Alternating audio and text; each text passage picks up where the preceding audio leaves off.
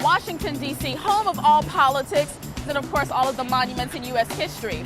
But did you know that it has a popping music scene? Join us as we explore go-go, the future of music, and everything in between, right here in Washington, D.C., on location.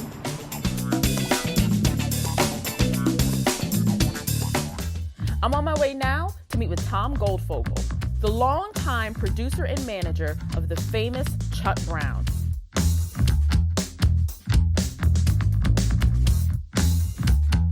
What's the DC sound? DC sound is definitely go-go music. Started in the 70s by Chuck Brown and still thriving today, and it's the heartbeat of the city, the heartbeat of the culture. It's a great music market and always has been, and there's so many amazing artists that have come out of this market. I mean, it's Duke Ellington, it's Marvin Gaye, it's Shirley Horn, it's the Blackbirds, you had Peaches and Herb, R&B artists, Raheem Devon, Tank, Genuine. There's just been so much rich music that comes out of this area, and I don't think people really think of DC as a music market. Who are some of the signature go-go bands, if somebody wanted to learn a little bit more about the genre, that they should go to kind of get their feet wet, as well as just really understand what go-go is about? So it all starts with Chuck Brown, the godfather of go-go, and then the Chuck Brown Band, who are continuing on his legacy and tradition. And then you've got a lot of the pioneer bands like Rare Essence and Experience Unlimited with Sugar Bear and Trouble Funk, and Junkyard Band. And then you have bands like the Backyard Band that just have a phenomenal following here and are led by Big G, who's also an actor on The Wire and a number of other TV shows. It just has a massive following in this market. And there's just so many bands out there that are playing this music in this market. It's pretty amazing. For even more insight, Tom spoke with DC music community leader, artist, and entrepreneur Michelle Blackwell on the impact of go-go music in DC and beyond. Tell us about how you got into go-go music, what your history is. I've been a part of go-go since about 1999, 2000. I joined a band at the time that was extremely popular, cover go-go band called Subtle Thoughts. Go-go is DC, and DC is go-go. It is how we carry ourselves, it's how we dress, it's our vernacular, it's a celebration, it's DC.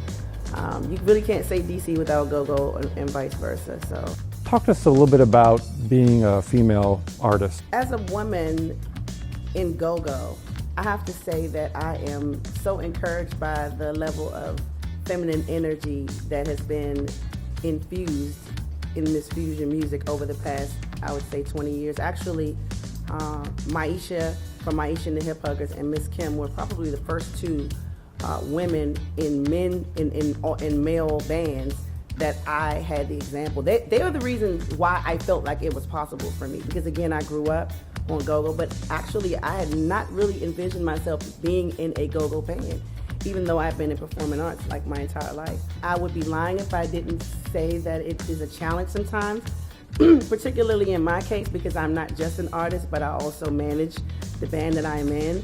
And not only am I the only woman in the band as a manager, but most venue owners, most promoters, they're men. And I'm hoping the way that Maisha and Kim inspired me, that my walk in go-go in management inspires other women. Now that we know the history of the music scene in this fabulous city, let's talk about what's happening now. I'm on my way to 14th Street to the famous Som Records to meet Grammy-nominated Kokayi. What are your thoughts on the current state of music here in the DC area? I love what's going on currently in the DC area with music. Like growing up here, it's not a major market. There's not a lot of industry here. And so you have to earn every clap that you get. So DC will boo you. And that's the lovely thing about DC. We don't have any cut cards. We'll boo you. They're going to keep it honest. We're going to keep it super honest. honest. Test your chops, come to DC. Right, absolutely. And so that's what I love about DC. It's like a crucible. If you come here and you can make it here, they say if you can make it in New York, you can make it in LA, you can make it anywhere. If you come to DC and you can make it in this music scene or anything in arts and entertainment, you'll win. People probably maybe associate DC only with go-go or only with soul, but there's punk, there's rock, there's blues, there's everything. It's a very eclectic musical market. Yeah.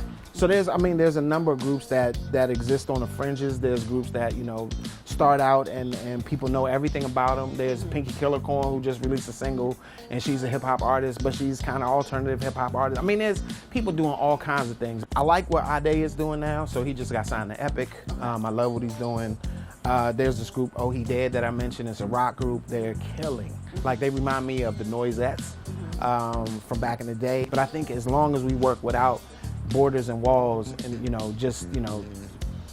yeah, pun absolutely intended. As long as we work without borders and walls and cages, we'll be all right. The Washington, D.C. music scene is ever evolving. Now that I know about its past and what's happening now, where is it going? I want to hear about the future artists to watch. Events DC granted us access to the entertainment and sports arena, which is also home of the Washington Mystics and, of course, many musical concerts and special events.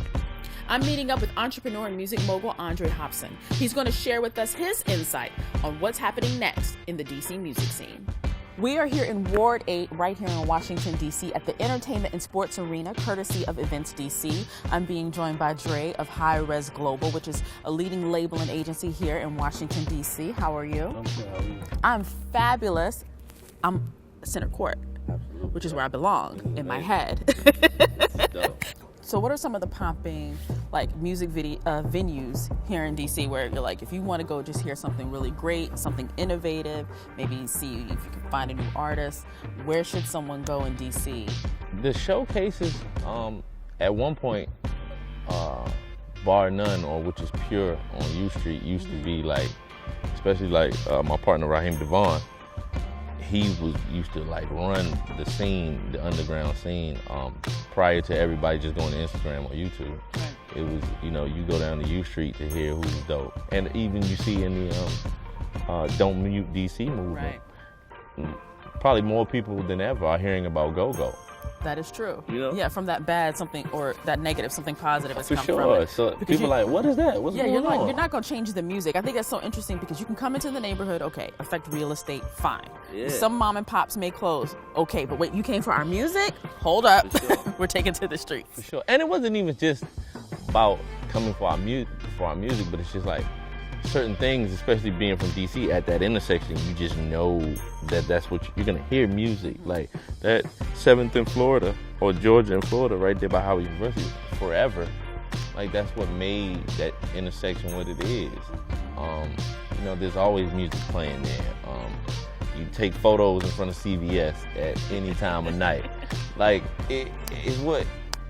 It's like going to Times Square and tell them cut the lights down. It's too bright. Right. It's nah, this is what we do. Exactly. New York is gonna be like, what you mean? Why you move to Times Square? This is what we do here. We jaywalk right here. Yeah, this is what happens. Right. So, that's what it really was. It was just man, we understand you paying your nice rent or you just bought your new condo, but man, let us let you know, culturally, this is what this intersection is about. I learned so much about the past, present, and future of the music scene right here in Washington, D.C. Keep it locked right here for more On Location because you never know where we're going to turn up next.